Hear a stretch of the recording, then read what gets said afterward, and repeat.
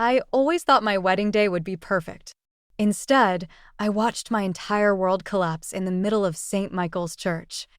All because my stepsister couldn't wait 5 more minutes to destroy my life. My name is Harper, and I was supposed to marry Ethan Keller that sunny Saturday in June. The church was packed with 300 guests, white lilies lined every pew, and my custom Vera Wang dress fit like a dream. Everything was perfect until the moment the priest asked if anyone had any objections. "I'm pregnant with the groom's baby." The words echoed through the church like a gunshot. I turned to see Chloe, my stepsister, standing in the center aisle, tears streaming down her face. Her hands were protectively crossed over her stomach, and she wore the same blue dress she'd helped me pick out for the bridesmaids. I looked at Ethan. His face had gone ghost white, and he was staring at Chloe with an expression I'd never seen before, guilt mixed with something else. Something that told me this wasn't some cruel joke. "Harper, Ethan reached for my hand, but I pulled away. The whispers started. Hundreds of voices, all talking at once. I caught fragments. "Oh my God, did you know?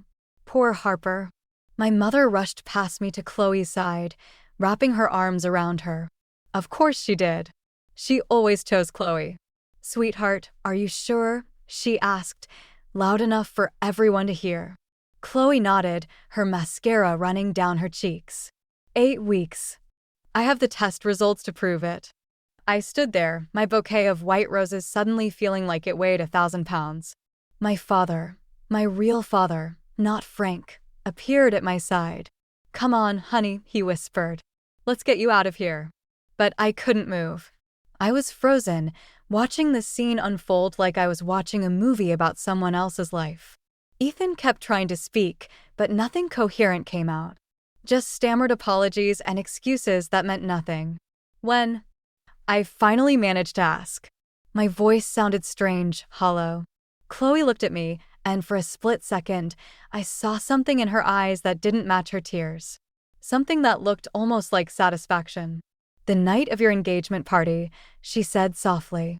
"We were both drunk and—" I didn't hear the rest.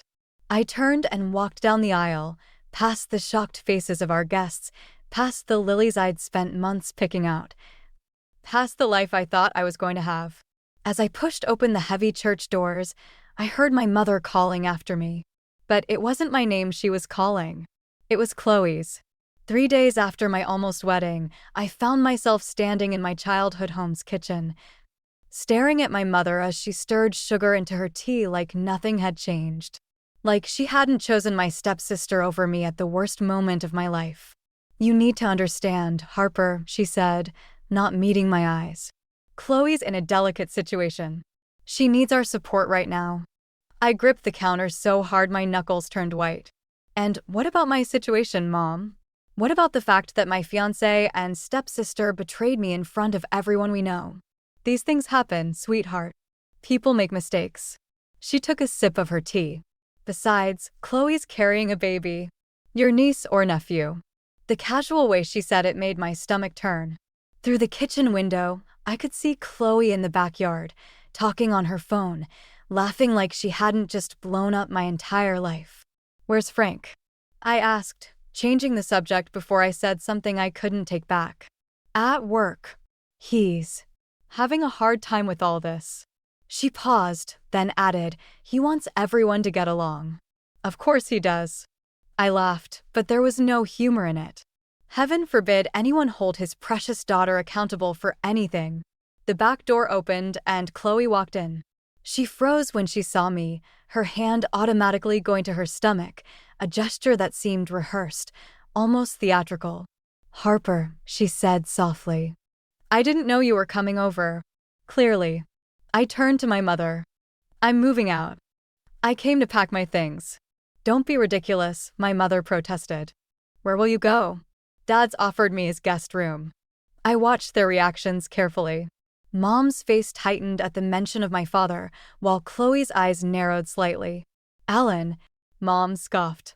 "He's hardly been around for the past decade, and now suddenly he's father of the year? At least he's on my side," I shot back. Chloe stepped forward, tears welling up in her eyes. "Harper, please. We're still family. We can work through this. Something in her voice caught my attention, a slight tremor that didn't quite match her perfect tears. I'd heard that tone before, usually right before she got exactly what she wanted. Family? I picked up my car keys from the counter. Family doesn't sleep with family's fiancé. As I headed for the stairs, I heard my mother comfort Chloe. Think of the baby, sweetie. You need to stay calm. I paused mid-step, a strange thought hitting me. For someone 8 weeks pregnant, Chloe had been drinking champagne at my engagement party. I remembered because she'd made a show of toasting to my happiness. That's when the first seed of doubt took root. My father's guest room became my sanctuary over the next week. While unpacking my boxes, I found an old photo album I'd forgotten about. Inside were pictures from the day Frank and Mom got married, when Chloe first became my stepsister. She was 16 then, all innocent smiles and perfectly rehearsed charm. I remember that day, Dad said from the doorway, making me jump. He was holding 2 mugs of coffee. Chloe had quite the meltdown at the reception. I accepted the coffee, frowning. What meltdown? I don't remember that. You wouldn't. Your mother and Frank worked hard to keep it quiet.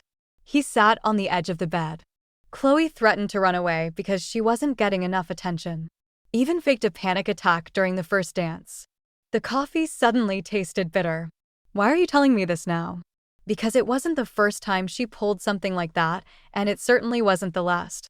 He pulled out his phone, scrolling through some files. Remember your law school graduation? When Chloe had that emergency appendectomy? The memory hit differently now. Wait, was that fake? Dad nodded. I checked the hospital records. No surgery that day, not even an admission. My hands started shaking. How do you know all this? I'm still on the hospital's board of directors, Harper.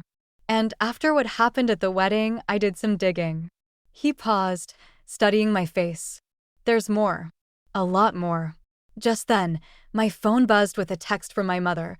Chloe had her first ultrasound today. Everything looks perfect. Wish you'd been there. I showed Dad the message. He read it, then asked, Did you know it's impossible to see much of anything on an ultrasound at 8 weeks besides a gestational sac? The pieces started falling into place. The champagne at the engagement party, the perfectly timed wedding interruption, the rehearsed tears. My lawyer's mind kicked into gear, analyzing patterns and collecting evidence. I need proof, I said, more to myself than to Dad. Real proof. I might know someone who can help. He pulled out a business card. Rita Monroe. She's discreet, thorough, and owes me a favor. I stared at the card, thinking about Chloe's smug face at the wedding, my mother's blind support, and Ethan's guilty confusion. Something wasn't adding up, and I needed to know why. One more thing, Dad added, his voice careful. Rita found something interesting about the timing of Frank and Carol's engagement 15 years ago. Apparently, Chloe had quite a lot to do with your mother leaving me. I felt the ground shift beneath me again, but this time, instead of despair, I felt something else, determination. Call her, I said, gripping the business card. I want to know everything. Rita Monroe's office wasn't what I expected. No frosted glass door with a detective's name stenciled on it, just a modern co-working space filled with startups and freelancers. She wore yoga pants and a blazer, looking more like a tech entrepreneur than a private investigator. Your father mentioned you're a lawyer, she said, sliding a manila folder across her desk. So I'll be direct. Chloe's done this before. I opened the folder and found myself staring at a series of social media posts from 3 years ago. Chloe, looking distraught, announcing a pregnancy. Sympathy comments flooded each post. 2 months later, a heartbreaking miscarriage announcement. Keep reading, Rita said. The next set of documents showed medical records. Or rather, the lack of them. No pregnancy tests, no doctor visits, nothing to support her claims. There's more, Rita continued. Remember Thomas Green? My stomach lurched. Thomas had been Chloe's boyfriend during college. He died in a car accident. After Chloe accused him of cheating. She posted about catching him with another woman the night before the crash. Rita pulled up an old news article. But traffic cameras show he was alone at a gas station when she claimed to have seen him. He was rushing to confront her about the lie when he lost control of his car. My hands started shaking. Does my mother know about any of this? Your mother believes what she wants to believe. But here's what's interesting. Rita pulled out her phone and played a recording. Chloe's voice filled the room, talking to someone at what sounded like a cafe. Of course I'm not really pregnant, Chloe laughed. But you should have seen Harper's face when I said it was Ethan's. God, she actually thought she could have the perfect life while I got nothing. Again. I felt sick. When was this recorded? Yesterday. My contact at the cafe got it during Chloe's lunch with her friend. Rita paused the recording. But there's something else you should hear. The recording continued, and Chloe's next words made my blood run cold. Mom helped me plan the whole thing. She never wanted Harper to marry Ethan anyway. Said he wasn't good enough for her precious first daughter. I stood up so quickly my chair toppled over.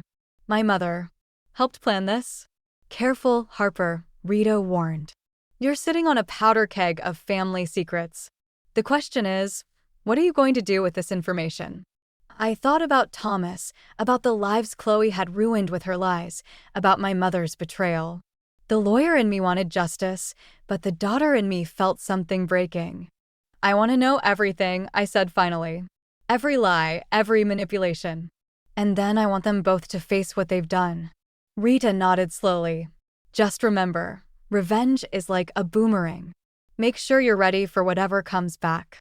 The cafe security footage played on Rita's laptop, showing Chloe meeting with my mother 2 days before my wedding. They sat in a corner booth, heads close together, planning the destruction of my happiness like they were planning a birthday party. Watch this part carefully, Rita said, turning up the volume. On screen, my mother pulled out what looked like medical documents. Chloe nodded, practicing her tearful expression. They were rehearsing, I realized. Rehearsing how to break my heart. There's more, Rita continued, switching to another video. This time, it was Ethan and Chloe, but not at my engagement party. The timestamp showed it was from 3 months ago at a different bar. He really was involved? My voice cracked. Not exactly. Rita paused the footage. Watch their body language. He's uncomfortable, trying to leave. She keeps touching his arm, getting closer. Classic manipulation. The next clip showed Chloe slipping something into Ethan's drink while he was in the bathroom. My stomach lurched. We found these in her apartment. Rita handed me a prescription bottle. Strong sedatives. The toxicology report from that night shows he was heavily drugged. I felt the world tilt. She drugged him and took compromising photos while he was unconscious. Insurance, she called it in one of her texts to your mother. My phone buzzed, another text from Chloe, having terrible morning sickness. Mom says you should be here supporting your niece or nephew. Family first, right? I showed Rita the message. She pulled out another document. Her medical records from yesterday. Blood test shows no pregnancy hormones. She's not even trying to fake the medical side of this. Because she doesn't need to, I realized. Mom's backing up every lie, and Frank would never believe his precious daughter could do something like this. Rita's phone chimed. Speaking of your mother, my contact just sent this. She played a new recording, my mother's voice, sharp and clear. Of course Harper won't contest anything. She's too proud. Once the wedding's called off and everyone believes Chloe's story, Ethan's family will probably offer a settlement just to keep things quiet. Their reputation means everything to them. They plan to profit from this? The realization hit me like a physical blow. This whole thing was about money? Money, revenge, control. Take your pick. Rita closed her laptop. Question is, what are you going to do now? You've got enough evidence to destroy them both, but what? But revenge isn't always sweet, Harper. Sometimes it's poison for everyone involved. I stood up, my decision made. Then maybe it's time they tasted their own medicine. The look Rita gave me was part warning, part respect. Just remember, once you start this, there's no going back. Good, I said, gathering the evidence. Because I'm done going backward. The restaurant I chose for the confrontation was expensive enough to keep Chloe from making a scene. She arrived first, wearing a fitted dress that showed off her supposedly pregnant belly. My mother came next, then Ethan, looking confused when he saw me waiting. "What's this about, Harper?" my mother asked, her voice sharp with disapproval. I placed my phone on the table, pressed play, and watched their faces as Chloe's recorded voice filled our private dining room. "Of course I'm not really pregnant." The color drained from Chloe's face. My mother's hand trembled as she reached for her water glass. "There's more," I said, pulling out the security footage stills. "Like how you drugged Ethan at the bar, Chloe. Or how you and Mom planned this whole thing for a settlement from Ethan's family." Ethan grabbed the photos, his hands shaking. I don't remember any of this." "Because you were unconscious," I said quietly. "She set you up, and my mother helped her do it." "Harper, sweetie," my mother started, but I cut her off. "Don't. I have the prescription bottles, the blood test results, everything. It's all going to the police unless." "Unless what?" Chloe sneered, but I could see the fear in her eyes. "Unless you both confess. To everything. Tonight. In front of Frank and the Kellers." That's when Chloe's mask finally cracked. She lunged across the table, knocking over glasses and sending my phone crashing to the floor. "You stupid bitch. You think you can threaten me?" "Chloe, stop."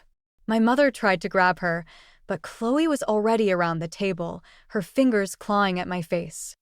I hadn't expected violence. As we struggled, I heard my mother screaming, Ethan trying to pull Chloe away. Then a sharp pain exploded in my temple as my head hit the corner of a chair. The last thing I saw before everything went dark was Chloe's face, twisted with something that looked like triumph. I woke up in the hospital with a concussion and a bitter realization. I'd underestimated how far Chloe would go to protect her lies. The doctors were concerned about my head injury, but more worried about the police report Chloe had filed, claiming I'd attacked her and threatened her unborn baby. My father sat beside my bed, holding a newspaper. The headline made my stomach turn: "Jilted bride attacks pregnant sister in upscale restaurant." "They're saying I snapped from jealousy," I whispered. "That I tried to hurt her baby." Dad squeezed my hand. "We'll fight this, Harper." But we both knew the truth. Chloe had outplayed me. In trying to expose her lies, I'd given her exactly what she wanted: a way to destroy me completely. 3 days after the restaurant incident, Rita called with news that changed everything. "Check your email," she said. The restaurant's backup security system caught something interesting. I opened the video on my laptop, my head still throbbing from the concussion. The footage showed Chloe arriving at the restaurant 2 hours before our meeting. She wasn't alone. A man in scrubs was with her, handing her something that looked like a medical bag. "That's Thomas Green's brother," Rita explained. "He's been helping her fake medical records for years. He confessed everything this morning." My hands started shaking. Everything? The fake pregnancy tests, the drugging incident with Ethan, even Thomas's accident. He's willing to testify. I was still watching the footage when my phone buzzed. "Ethan. Harper, you need to get to the hospital. Now. Chloe's here, and just hurry." 20 minutes later, I walked into the emergency room to find chaos. Chloe was screaming at a doctor while my mother tried to calm her down. Frank stood nearby, looking shell-shocked. Ethan was the first to see me. "They did a routine ultrasound," he said quietly. "There's no baby. There never was." Chloe spun toward me, her face contorted with rage. You did this." "No, Chloe," I said, pulling out my phone. "You did this. All of it." And Thomas Green's brother just confirmed everything. The color drained from her face. Behind her, I saw my mother sway slightly. "I don't know what you're talking about," Chloe stammered, but Frank stepped forward. "Thomas's brother?" His voice was barely a whisper. "The night Thomas died. Was no accident," I finished. "She set him up, just like she tried to set me up. Just like she drugged Ethan." "You can't prove any of this," my mother cut in, but her voice trembled. I played the security footage. Then the confession. With each revelation, Chloe seemed to shrink, her carefully constructed world crumbling around her. "Why?" Frank asked, tears in his eyes. "Chloe, why would you do this?" Because she always gets everything. Chloe screamed, pointing at me. The perfect career, the perfect fiancé, the perfect life. While I get nothing but leftovers. No, I said quietly. You get exactly what you create, Chloe. And now everyone knows exactly who you are. As security guards approached, responding to the commotion, Chloe made one last desperate move. She lunged at me again, but this time, I was ready. I stepped aside, watching as she stumbled past me into the arms of waiting officers. I'm pressing charges, I announced, looking directly at my mother. For everything. The last thing I saw was Chloe's mask finally shattering completely, revealing the scared, angry girl who'd been hiding behind it all along. 6 months after the hospital confrontation, I sat in the courthouse hallway, waiting for Chloe's sentencing. My mother had taken a plea deal for her role in the scheme, and Frank had filed for divorce. The family we once were had shattered completely, but somehow I felt lighter. Ready? My father asked, touching my shoulder. Before I could answer, I saw Ethan approaching. He looked different, older, somehow. Harper, can we talk? There's nothing left to say, I started, but he held up his hand. I know. I read Chloe's psychiatric evaluation. About her childhood, before your parents married. The abuse, the abandonment. He paused. It doesn't excuse what she did, but maybe it explains some things. I thought about the scared little girl I'd glimpsed in Chloe's eyes that day in the hospital. Maybe. But we all have trauma, Ethan. We don't all choose to destroy people. The courtroom doors opened. As Chloe was let in, our eyes met briefly. For the first time, I saw something real in her expression, not manipulation or anger, but raw, unfiltered pain. The judge's sentence was fair, 3 years for the drugging, fraud, and assault charges. But it was her mandatory psychiatric treatment that felt like the real justice. Later that evening, I found a letter in my mailbox. My mother's handwriting. I almost threw it away, but something made me open it. Harper, I failed you both. I thought I was protecting Chloe from becoming that broken little girl again, but in doing so, I broke something just as precious, your trust. I'm not asking for forgiveness. I'm just finally telling you the truth. I was wrong. And I'm sorry. I folded the letter, thinking about cycles of pain and protection. About how trying to prevent one person's suffering can blind us to the suffering we cause others. Rita called as I was leaving the courthouse. How are you feeling? Like I won, I said. But also like nobody really won at all. That's usually how justice works, she replied. By the way, Frank asked me to look into Thomas Green's accident again. The statute of limitations isn't up yet. I thought about Thomas's brother, about all the ripples of damage Chloe had caused. No, I said finally. Some truths need to stay buried. His family suffered enough. As I drove home, I passed the church where my almost wedding had happened. The pain was still there, but it had transformed into something else, understanding, maybe. Or wisdom. My phone buzzed with a text from my father. Dinner tonight? Yes, I replied, smiling slightly. But I'm choosing the restaurant this time. Sometimes the happy ending isn't getting everything you wanted. Sometimes it's finally understanding what you needed all along.